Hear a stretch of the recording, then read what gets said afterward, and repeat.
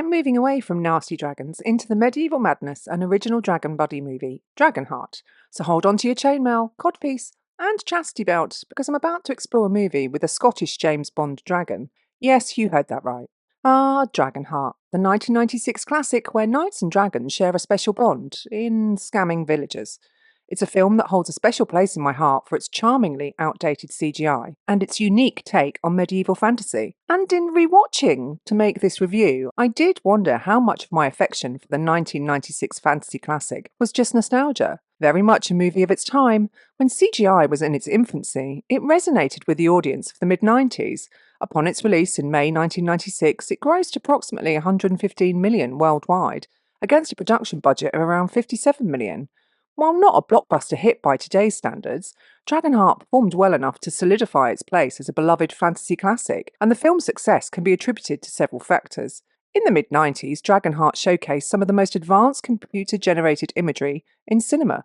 Draco, voiced by Sean Connery, became an iconic character, demonstrating the potential of CGI and stellar voice acting in bringing fantastical creatures to life. And like Sean Connery, the rest of the cast, featuring Dennis Quaid, Julie Christie, David Thewlis, Pete Postlethwaite and John Gielgud, drew in a diverse audience, from fantasy fans to those who followed these actors' careers. And even without all that star power, I believe it's the movie's timeless themes of redemption, friendship and the struggle between good and evil that will always transcend and resonate with a wide range of viewers, making it more than just a niche fantasy film. Now, the journey to bring Dragonheart to the screen was as epic as the film itself.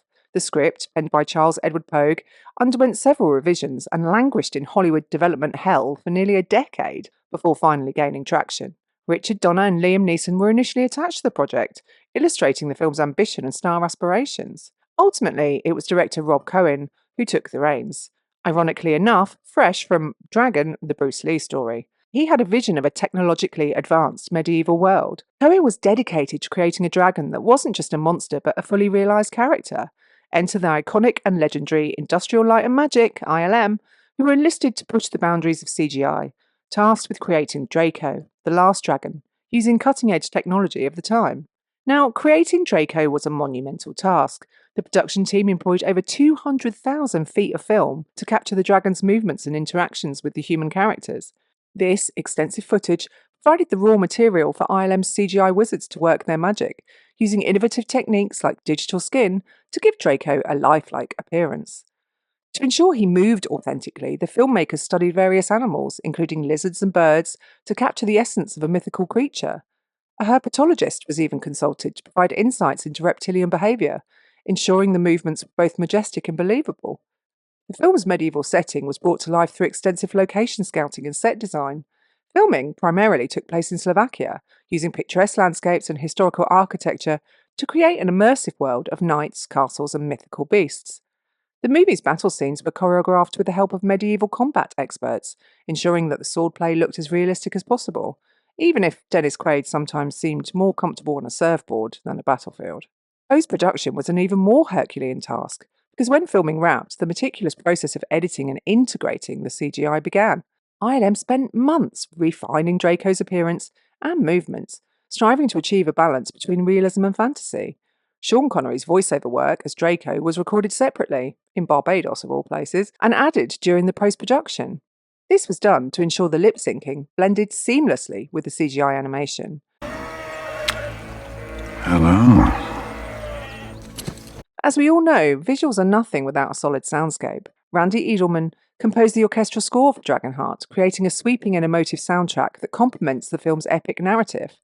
Edelman's music captures the grandeur of medieval adventures while infusing moments of introspection and emotion.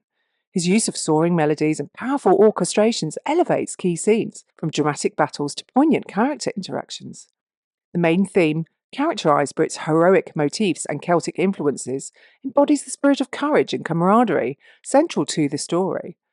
His ability to blend traditional orchestral elements with thematic motifs of characters like Draco and Bowen adds depth and resonance to their arcs. Together, Randy Edelman's score and the meticulous sound design create an atmospheric backdrop that transports viewers into a world of magic and adventure. The synergy between music and sound effects enhances the film's emotional beats, from exhilarating action sequences to heartfelt character interactions. Funnily enough, one of the most iconic accent sounds in the film, that of the Scottish brogue of Sean Connery for Draco's voice, was initially offered to Liam Neeson, but I guess he didn't have the particular set of skills that includes dragon dialogue. And speaking of Sean Connery and Dennis Quaid, let's take a closer look at the talented ensemble that brought Dragonheart to life. Quaid brings a rugged and determined presence to the role of Bowen.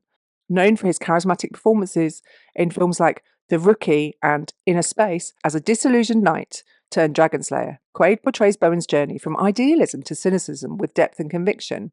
The aforementioned Sean Connery is the voice of Draco. His authoritative Scottish accent imbues Draco with wisdom, humour, and a hint of world-weary resignation. His performance elevates from mere CGI creature to a memorable and beloved protagonist.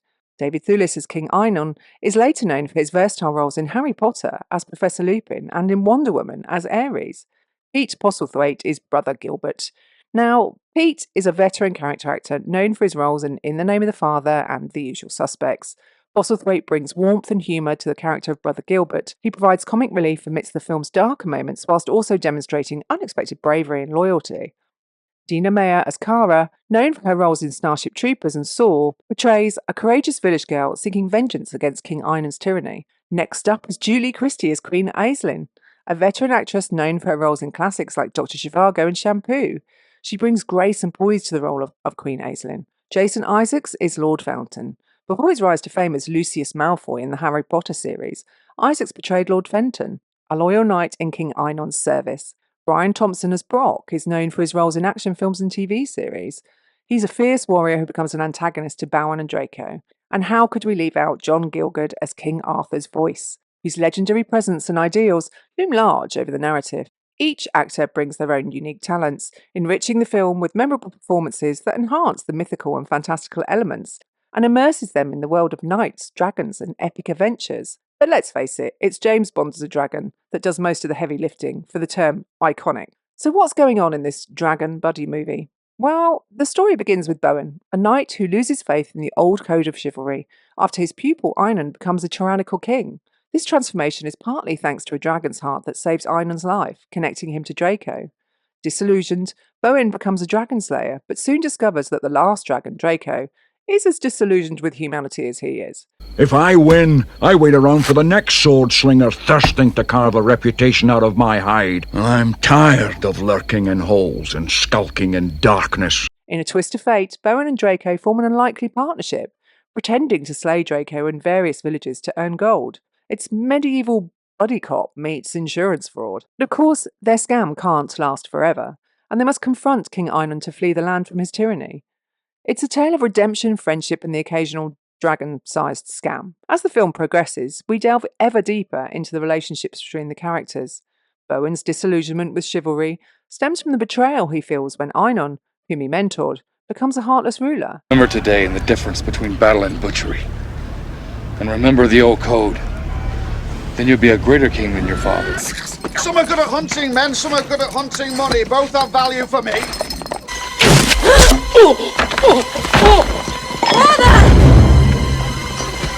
Law said death was a release, not a punishment. And there's some quite dark scenes with Einon. Draco, on the other hand, is the last of his kind, embodying ancient wisdom and noble ideals. His interactions with Bowen reveal a creature who longs for peace and understanding, making his involvement in the con game a reluctant but necessary means to an end. Their partnership is tested as they encounter various villagers, each con leading them closer to an inevitable confrontation with Einon. Climax of the film sees Bowen and Draco taking a stand, rallying the oppressed villagers to rise against their tyrant. In a heart-wrenching twist, Draco realises that the only way to truly defeat Einon is to sacrifice himself, severing the connection that keeps Einon invincible. The final battle is both epic and tragic, with Draco's death serving as a poignant reminder of the true cost of heroism. Dragonheart yo-yos between epic fantasy and light-hearted adventure. The film's tone shifts from serious and dramatic moments to humorous and whimsical scenes, creating quite a weird viewing experience. It's totally 90s. At its core, it's an epic tale of redemption and sacrifice. Bowen's journey from disillusioned knight to heroic saviour is filled with moments of introspection and moral dilemmas. Draco's wisdom and noble sacrifice adds a layer of gravitas, reminding us that true heroism often comes at great personal cost, or with some one-liners and humorous quips. Oh, please, yeah. Aren't we squeamish, you ate Sir Eglamour, hypocrite? I merely chewed in self-defense, but I never swallowed. Improvise! There is genuine humour, largely driven by the banter between Bowen and Draco, ensuring the film never becomes too heavy-handed. Brother Gilbert's poetic musings and clumsy heroics also add a touch of comic relief, endearing him to the audience and balancing the film's most intense moments. It's a medieval mishmash of themes that could rival the mess in King Einan's court. Dennis Quaid's Bowen starts off as your typical disgruntled knight, more fed up with the concept of chivalry than with his mouldy armour. He's on a quest to slay dragons, convinced they're the bad guys of this medieval tale. Enter Sean Connery's Draco, a dragon with more moral fibre than a triple portion of kale. Their bromance blossoms as Bowen realises maybe slaying dragons isn't all it's cracked up to be, especially when one talks back in a Scottish brogue. It's a tale of redemption where even the grumpiest knight can learn a thing or two about honour from a CGI lizard. Bowen and Draco's old couple dynamic is a masterclass in unlikely friendships. Draco's sage advice and Quaid's rugged charm make for a buddy comedy that transcends species. Meanwhile, Dina Mayer's Cara, Pete Postlethwaite's brother Gilbert, adds spice to the mix, proving that even monks and vengeance-seeking damsels can't resist joining the party. Who knew medieval social circles could be this diverse and dysfunctional? We then have David Thewlis King Einan, who starts off as your average prince with daddy issues and a penchant for expensive crowns. Things take a dark turn when he decides to fuse his ticker with Draco's Dragonheart, hoping for some magical upgrade. Spoiler alert, it doesn't end well. Einan's descent into tyrannical madness serves as a cautionary tale about mixing royal ambitions with mythical organ transplants. It's like medieval Frankenstein, but with more dragon maws and less lightning. John Gielgud's voice as King Arthur is the ethereal GPS, guiding Bowen and Draco through their existential crisis. Arthur's legacy of honour and justice becomes their North Star, reminding them that even in a world full of CGI dragons and power-hungry princes, there's always a glimmer of hope. So should you watch Dragonheart? Absolutely. Do it for the nostalgic 90s CGI and the sheer novelty of hearing Sean Connery philosophise about honour and chivalry in a Scottish dragon's voice. This is a unique blend of heartfelt drama and light-hearted adventure that makes it a memorable experience. The film stands as a testament to the creativity and ambition of 90s cinema, where filmmakers dared to dream big, creating stories that were both entertaining and emotionally resonant.